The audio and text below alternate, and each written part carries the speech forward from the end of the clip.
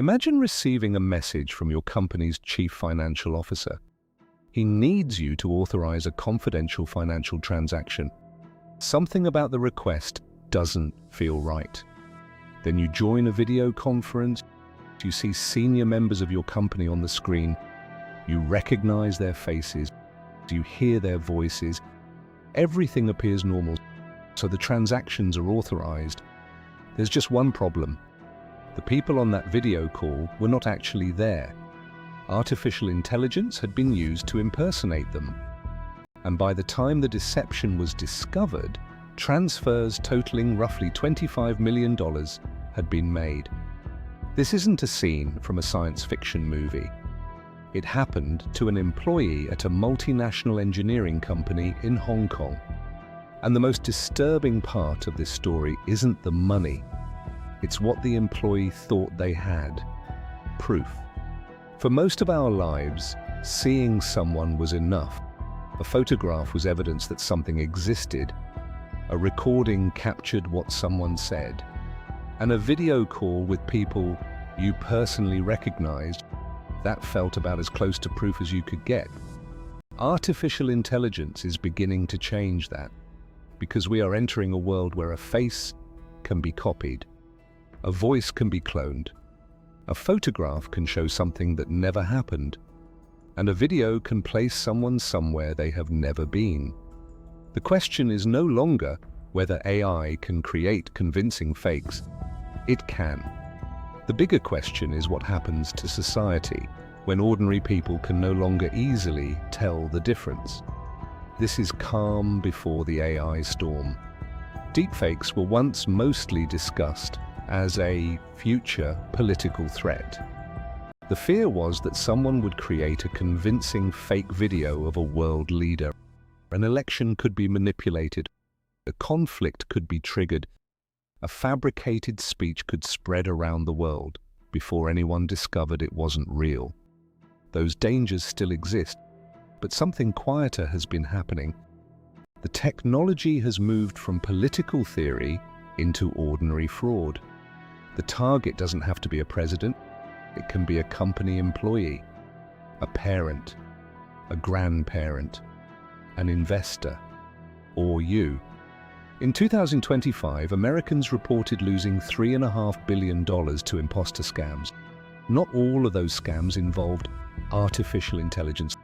That distinction matters. But AI is giving impersonators something they never had before: the ability to borrow someone's identity. Imagine receiving a call from someone you love. They sound terrified. They tell you they're in trouble. They need money immediately. You recognize the voice. Every instinct tells you the person on the phone is real. But what happens when recognizing someone's voice is no longer enough? The Federal Bureau of Investigation has warned that criminals are using generative AI to make impersonation and fraud more convincing. And this changes the economics of deception. A scammer once had to convince you they knew someone. Now they may be able to sound like them.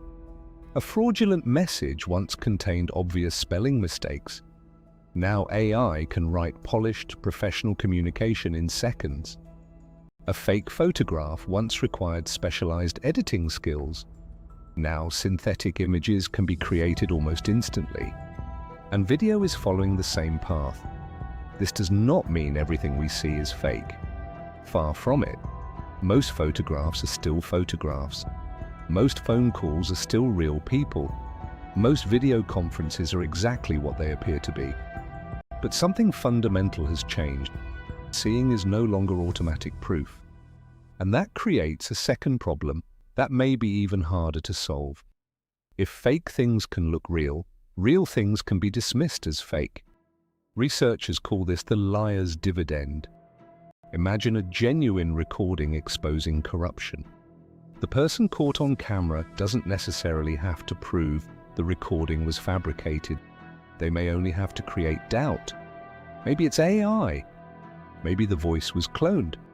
Maybe the video was generated.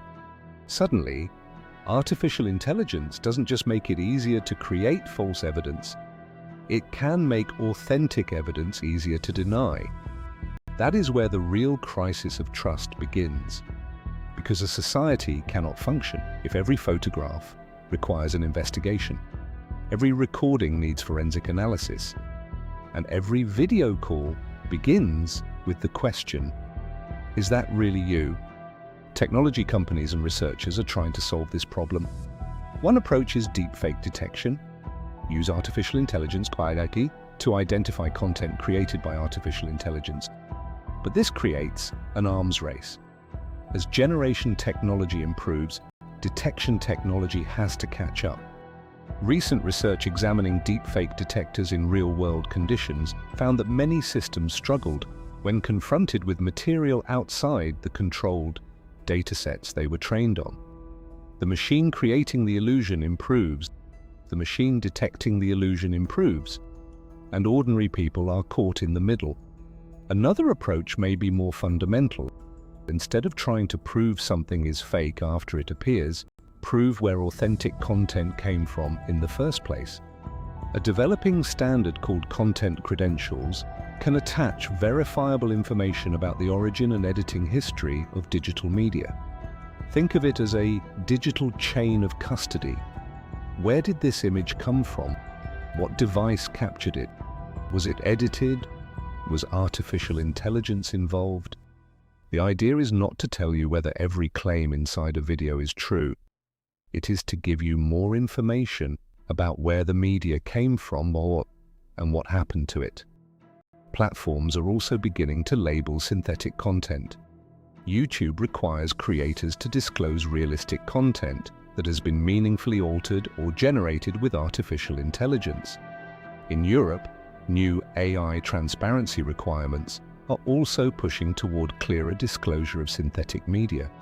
These are important steps, but labels and detectors cannot solve everything, because eventually the final decision still reaches a human being, you. The employee deciding whether to authorize the transfer, the parent receiving the frightening phone call, the voter watching the shocking video, the investor seeing a famous person apparently recommending an opportunity. And perhaps the most important change in the AI era will be surprisingly simple. High-stakes decisions may require verification outside the screen in front of us. Call the person back using a number you already know. Confirm an unusual financial request through a second channel. Create a private family phrase for emergencies. Pause before reacting to something designed to make you afraid, angry, or excited. Not because everything is fake, but because something that looks real is no longer guaranteed to be real. For most of human history, proof was something we could see. Then photography arrived, then audio recording, then video. Each new technology gave us another way to capture reality. Artificial intelligence may be the first technology powerful enough to reverse that relationship. The photograph can now be invented. The voice can now belong to nobody. The person on the screen may never have been there. And perhaps the future of truth will depend less on what something looks like and more on whether we can prove where it came from. Because when anything can be created, authenticity becomes more valuable. And when everything can be questioned, trust becomes harder to earn. The next time you see something unbelievable, you may find yourself asking a question that previous generations rarely had to consider. Not, did I see it? But how do I know it was real? The technology is already here. Our ability to adapt to it is still catching up. And that may be one of the clearest warning signs yet, that the calm is beginning to change.